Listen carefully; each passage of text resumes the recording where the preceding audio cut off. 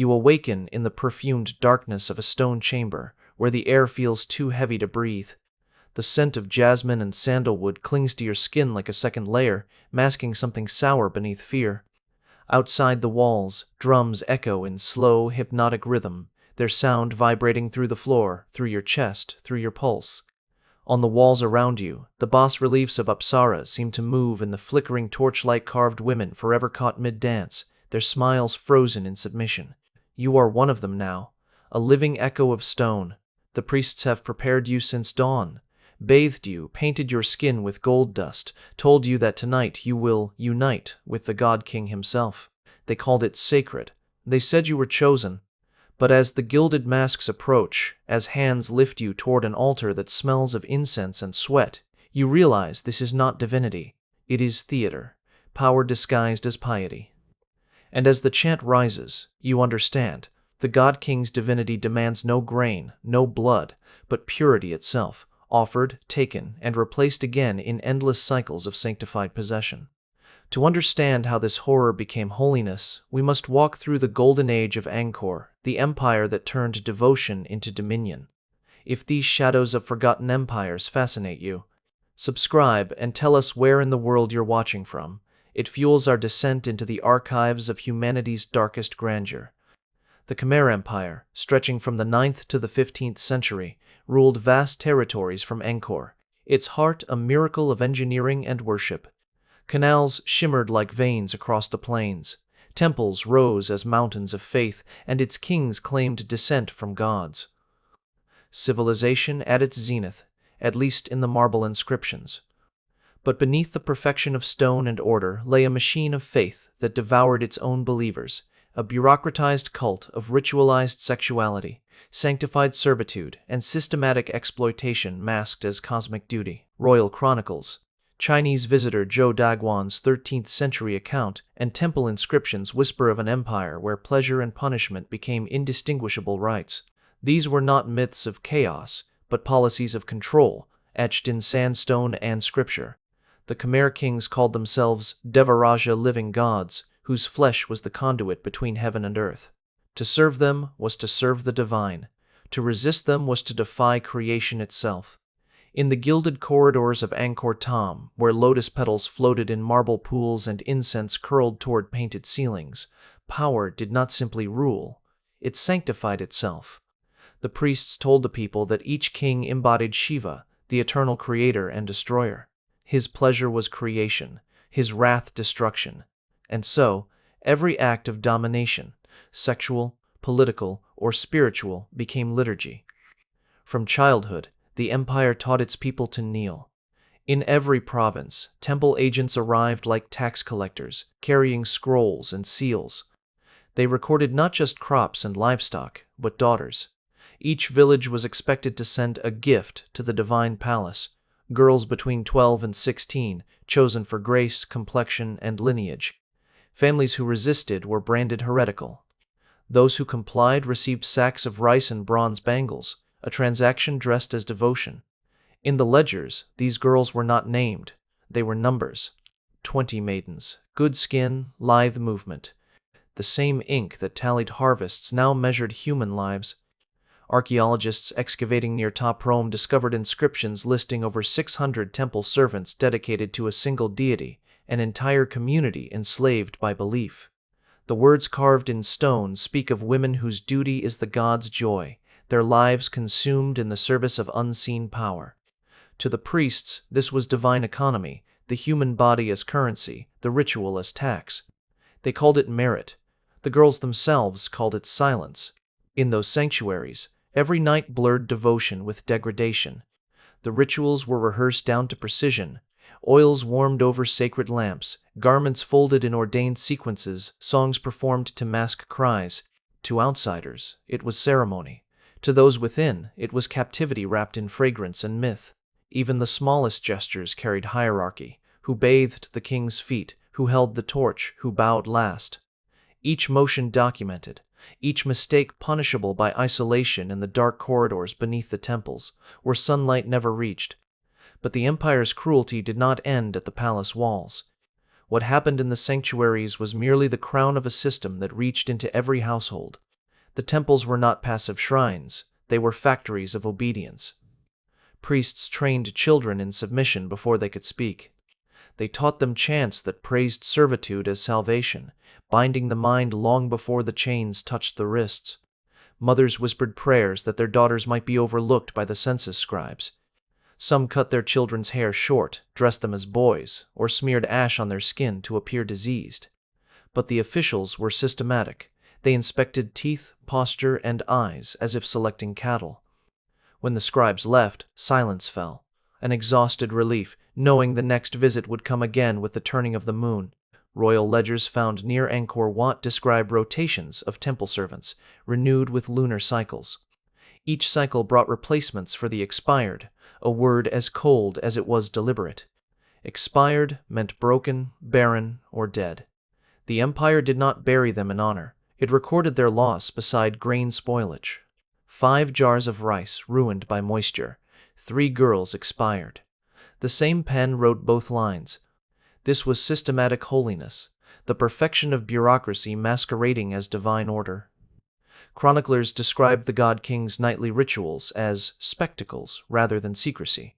In the courtyards of Angkor, thousands gathered under torchlight to witness the marriage of heaven and earth. The king ascended in gold and crimson robes, the chosen girl, veiled and trembling, followed between chanting priests. The ritual promised cosmic renewal. Through her, the universe was fed. Through him, it was reborn. When the ritual ended, she was taken to a chamber deep within the temple and never seen again. The crowd applauded, believing dawn would bring rain. But sometimes it didn't. And when drought came, the priests blamed impurity, claiming the sacrifice unworthy, demanding more. As centuries passed, the system grew into a machine of faith and flesh. Each generation added layers of bureaucracy, registries of temple workers, quotas per province, tax incentives for families producing qualified daughters. Reports from later reigns detail the logistics: ox carts transporting the girls, escorted by soldiers in polished bronze. Villagers watched as the caravans disappeared into the jungle roads, knowing what awaited beyond the walls. One record from an 11th century stone inscription states, "Of the 400 delivered, 20 did not survive the purification." The phrase purification disguised a process of starvation, endurance, and forced silence designed to test purity. Those who survived were branded with a lotus emblem on their shoulder, property of the god. To outsiders, the grandeur of Angkor concealed this machinery. Travelers saw towers, not torment. When the Chinese diplomat Zhou Deguan arrived in 1296, he marveled at the temple's beauty but noted with unease the absence of freedom. He wrote of women belonging to the gods, who moved like shadows, always barefoot, always silent. His journal mentions guards with whips of gold-threaded bamboo patrolling the corridors at night. He did not understand their purpose, but the stones remember. And yet, even as the empire's cruelty expanded, it maintained a mask of perfection. Sculptors carved endless apsaras, women with serene smiles, frozen in the eternal dance of submission, each one a reflection of a life erased. Historians now believe those carvings were not mere art, but commemoration. Each dancer possibly representing a real devotee whose name was recorded once, then replaced by stone. It was propaganda in marble, beauty concealing bondage. The empire's genius lay not in architecture but in psychology. It convinced generations that suffering was divine symmetry. The rituals became inheritance. Sons of priests learned the art of selection, daughters of attendants trained their replacements. The cycle sustained itself without rebellion because it offered no language for protest.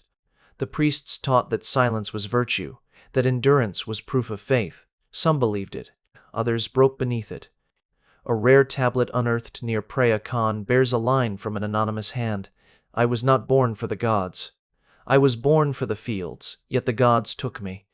The Khmer's irrigation canals, once the arteries of empire, were dug by these same enslaved laborers, their sweat feeding the rice that sustained the palaces. When one faltered, another replaced her. When drought came, the priests intensified offerings, ensuring that suffering itself became ritual. To disobey was blasphemy. To die in service was transcendence.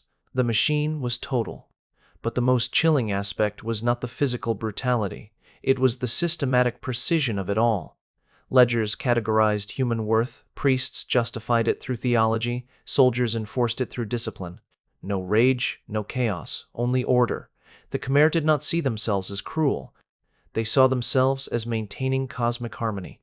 And therein lies the terror. When atrocity becomes administration, when faith becomes ledger, humanity dissolves into divine arithmetic. As Angkor's empire reached its zenith, its rituals became more elaborate, more theatrical, more industrial. The god-kings of the later centuries competed not through conquest, but through excess, each reign seeking to outdo the last in devotion and spectacle. Where early kings offered a few dozen temple attendants, later monarchs demanded hundreds. When the empire's wealth peaked, entire villages were consecrated to a single deity, their people renamed as extensions of the divine. Inscriptions from Angkor Wat record over 12,000 servants of the gods, artisans, dancers, and concubines whose lives vanished into ritual repetition. Each temple had a hierarchy: the Nang Apsara, royal dancer; the Nang Chop, lesser attendant; and the Nang Mi Sak, the women of purification. The last group endured the worst. Before they could serve, they underwent a month-long ordeal of fasting, flagellation, and submersion in sacred pools until their minds broke free from identity. Priests called it cleansing. Survivors called it forgetting. Archaeological teams have uncovered remnants of these cleansing pools, lined with carved serpents symbolizing renewal. Beneath the carvings, however, lay iron rings embedded in stone, evidence that those chosen for sanctity were restrained as they purified. Historians estimate that 1 in 10 perished during these preparations, their bodies disposed of in water channels that fed temple gardens. The very flowers that graced the altars drew nourishment from their decay. What the Khmer achieved was a civilization of sublime beauty built upon invisible torment. Foreign traders praised its symmetry, its order, its monumental calm. But calmness itself was an illusion, discipline forged from terror. Each act of cruelty was so ritualized that it no longer appeared cruel. The girls bathed in sacred ponds, clothed in silk, adorned with jewels, and taught to believe they were incarnations of celestial dancers. Their pain was wrapped in reverence, their captivity in poetry. Royal scribes developed euphemisms so polished that they disguised horror beneath vocabulary: offering of renewal, rotation of purity, marriage of realms. Each phrase hid a crime. When the king aged, younger successors inherited not just the throne, but the entire ritual apparatus. A machinery of priests, accountants, and enforcers who maintained the illusion that the gods demanded constant human devotion. Refusal meant drought. Compliance meant survival. Even in distant provinces, the rituals echoed. Local governors emulated the capital's ceremonies to prove loyalty, staging miniature versions of divine unions. In one record from a sandstone stele, a provincial ruler boasts of offering 108 maidens for the god's delight. The number, sacred in Hindu cosmology, transformed atrocity into arithmetic. The same document records the reward: tax exemption for 10 years and an ivory throne sent from Angkor.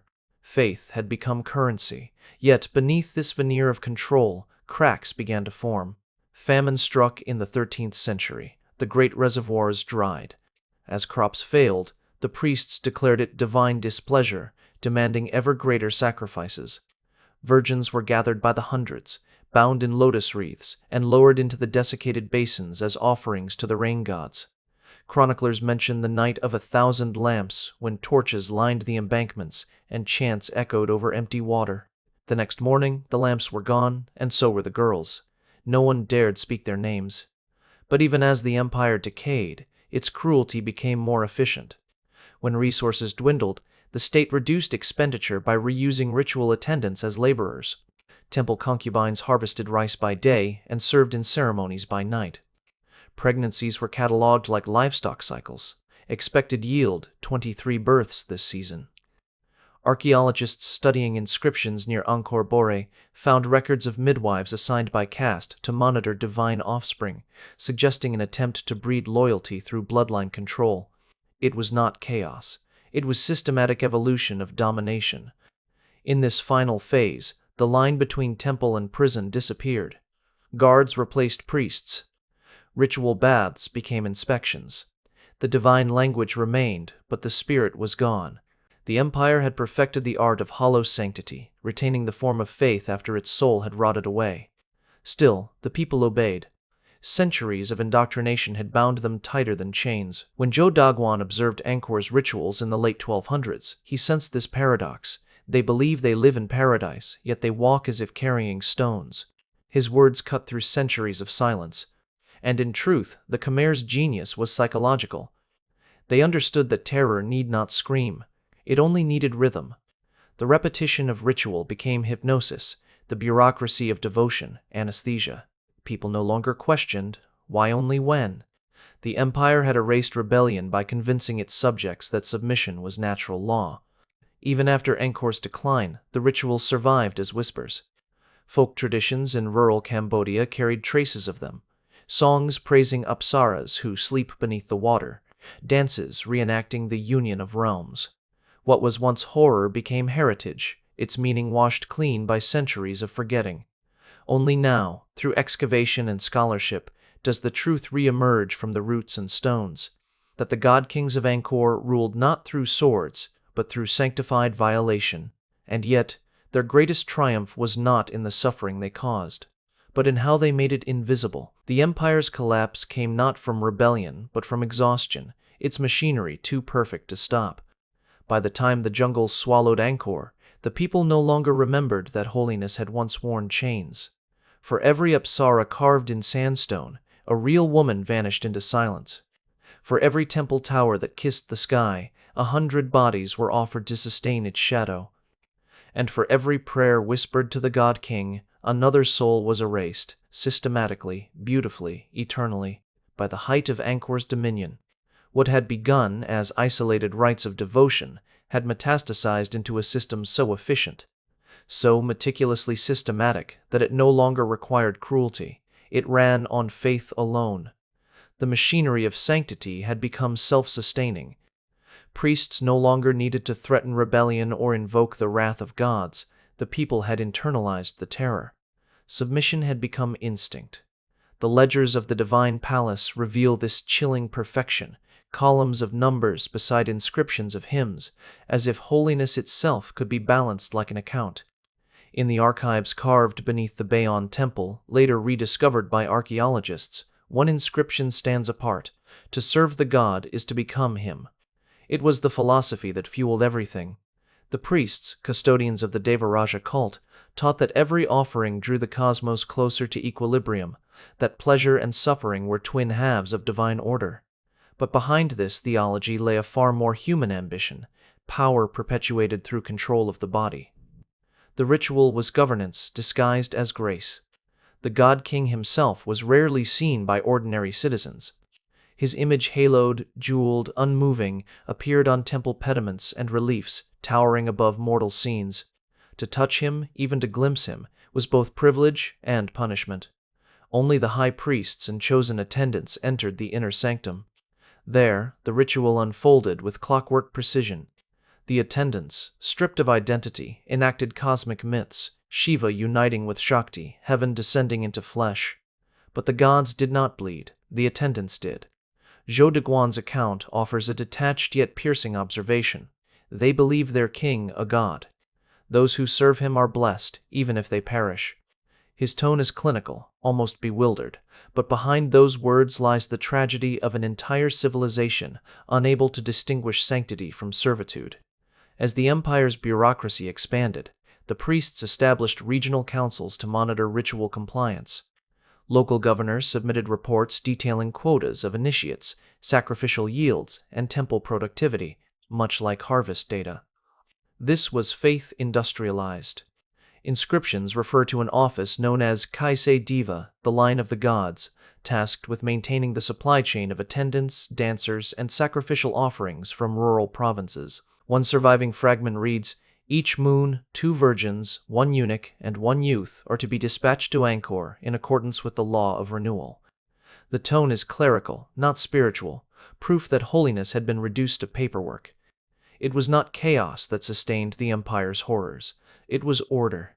Priests wore white robes, accountants carried styluses, and soldiers enforced schedules with perfect punctuality. When attendants aged, they were quietly removed and replaced. When pregnancies occurred, infants were classified according to potential divine favor. Some were raised as priestlings, others as royal slaves. The process was smooth, mechanical. The empire did not see atrocity, it saw efficiency, and still the people believed, because the system had perfected its most powerful weapon, illusion. Festivals disguised torment as theater. During the royal assemblies of renewal, thousands of citizens gathered to watch processions of golden chariots, dancers gliding through clouds of incense, priests chanting verses about fertility and cosmic order. Behind the spectacle, deep in temple cellars, women labored in silence, birthing the next generation of divine servants. But the crowd saw only the glow of torches and the gleam of gold. They applauded, certain they were witnessing heaven on earth. Pause and imagine. An empire so convinced of its righteousness that it sanctified its own victims. Each offering was met with prayer, each disappearance justified as destiny. Parents wept as they handed their children to the temple gates, whispering blessings instead of screams. This was the ultimate triumph of power, not to kill resistance, but to erase its possibility. By the 13th century, this ritual machine had reached a level of self-propagation unmatched in the ancient world. Every layer of society fed into it. The priests gained prestige, the nobles gained status through participation, the commoners gained hope through complicity. Even the victims, born and raised in the temple, believed their suffering sacred. When questioned by foreign visitors, they reportedly said, "The God sleeps through us. We are his dreams." This was not madness. It was indoctrination, centuries of repetition, forging chains stronger than iron. The empire no longer required violence to maintain control, it had weaponized belief itself. Yet, beneath this serene tyranny, cracks widened. Droughts grew longer, harvests weaker, canals choked with silt. The priests, desperate to preserve their authority, turned to even more extreme rites. The chronicles of Jayavarman VIII describe an age of dark ascensions, when human sacrifices were offered not just to the gods, but to the empire itself. Temples demanded reaffirmations of divinity through public spectacles of purification. Accused adulterers were paraded through the streets, doused in sacred oils, and forced to reenact the divine union before jeering crowds. These were not punishments, they were sermons. The empire's justice system had become theater, and humiliation its scripture. In time, cruelty no longer needed a reason. Ritual became reflex. Every failure of the harvest, every outbreak of disease, every political dispute was interpreted through this cosmic lens. Someone had offended the gods, and purity must be restored. Women bore the burden first, then children, then entire villages. Offerings escalated, reasoning collapsed, and still the priests called it balance. The system had achieved its most terrifying form, self-justifying sanctity. By now, Angkor had become a theater of paradox, its temples breathtaking, its canals miraculous, its silence deafening. The empire functioned like a body whose heart pumped with ritual, not blood. And yet, within that perfection lay decay. The priests' records show they understood this, they simply refused to acknowledge it. A surviving inscription from the Bayon temple reads, "The gods are appeased when the people obey. Should obedience falter, the gods hunger." It is the most honest confession the empire ever carved. The systematic nature of this hunger is visible even now. Excavations near Angkor Thom have revealed storage chambers containing chains, ceremonial masks, and jars of unguents, items both sacred and sinister. The stone floors bear faint circular patterns, polished by generations of feet kneeling in the same place, century after century. This was the rhythm of empire, repetition as worship, exhaustion as eternity. The bureaucrats recorded even the failures. One ledger, translated by modern historians, lists expenditures of sanctity, a euphemism for lives lost in ritual service. It includes figures such as 40 women, 12 youths, 8 elders, and ends with a line, "Acceptable divine losses, 9 parts of 10, the math of misery." It was considered efficient to lose 9 to preserve 1, just as a farmer culls the field for the best grain. And so the empire sustained itself through sacrifice disguised as sustainability. The priests calculated offerings by population, ensuring a steady flow from every district. Children born under certain constellations were automatically conscripted. Records from later centuries suggest that even in decline, this machinery continued. Temples reduced to rubble still receiving tributes of flesh. But the system's greatest revelation came not in its cruelty, but in its logic. It had transformed faith into mathematics, devotion into logistics. The God King's divinity became less about belief and more about procedure. The chants, the incense, the punishments, all reduced to steps in an algorithm of obedience. What terrifies historians today is not the barbarity, but the precision. The Khmer priests, through generations of observation, built a feedback loop of power. The more suffering the rituals caused, the more divine they appeared. Misfortune confirmed faith. Droughts validated offerings. Death proved devotion. It was a cycle so perfect that it could outlive the men who created it. When Angkor finally began to crumble, when its canals failed and its cities emptied, the rituals did not die, they migrated. Villagers carried fragments of idols, preserving the ceremonies in miniature, stripped of context but not of power. In some rural traditions, echoes remain, songs to summon rain that mimic ancient hymns, dances performed barefoot before ancestral shrines, gestures that once symbolized submission now reenacted as heritage. The machine may have stopped, but its rhythm lingers. Pause and consider this. Entire generations lived and died believing that servitude was the path to heaven. Parents offered children, lovers offered themselves, and through it all, the empire recorded, justified, and celebrated their surrender. What began as worship ended as institutionalized annihilation, an empire consuming its own soul. Even in ruin, Angkor's stones radiate that paradox. Visitors marvel at the serenity of the faces on the Bayon towers, unaware that those calm smiles were modeled after the same god kings who turned ecstasy into empire. Each smile is a mask, concealing centuries of systematic agony.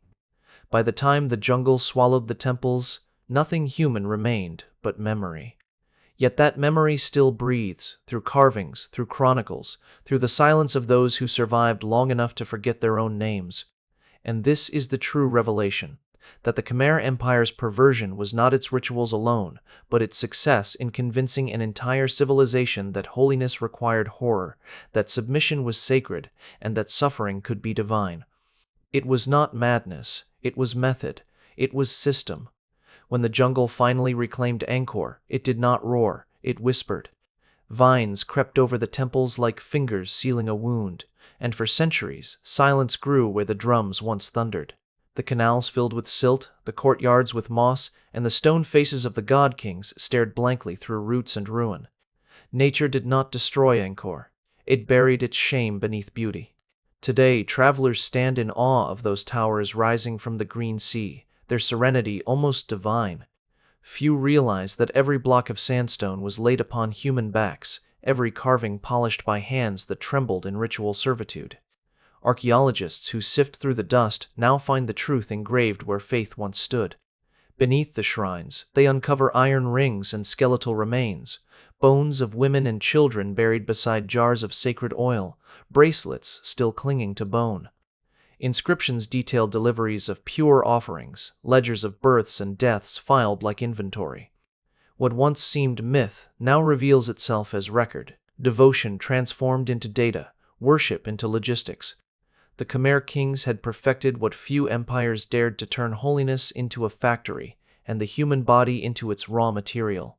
Yet the most haunting relic is not in stone or bone, it is in memory. Rural dances across Cambodia still echo the gestures of apsaras, their hands curved in submission, their movements born from pain turned into art. Songs sung at harvest festivals praise the God who renews the world through offering. They no longer remember what that offering was. Forgetting became survival, remembrance, rebellion. When historians speak of the Khmer Empire, they celebrate architecture, irrigation, cosmic vision. But history's light blinds as easily as it reveals. For every king who claimed divinity, thousands were condemned to live as his proof. Their silence built his heaven. Their tears sustained his order. And though the empire fell, the pattern endures whenever power declares itself sacred and obedience becomes virtue. In every age, somewhere, an Angkor rises again, grand, efficient, and hungry for devotion. And beneath its beauty, the same machinery hums, belief as bondage, bureaucracy as faith, exploitation disguised as cosmic law. If this remembrance stirs something within you, subscribe and share where in the world this truth struck deepest. For remembrance is resistance, and as long as these stories are told, the God Kings will never sleep easy in their tombs.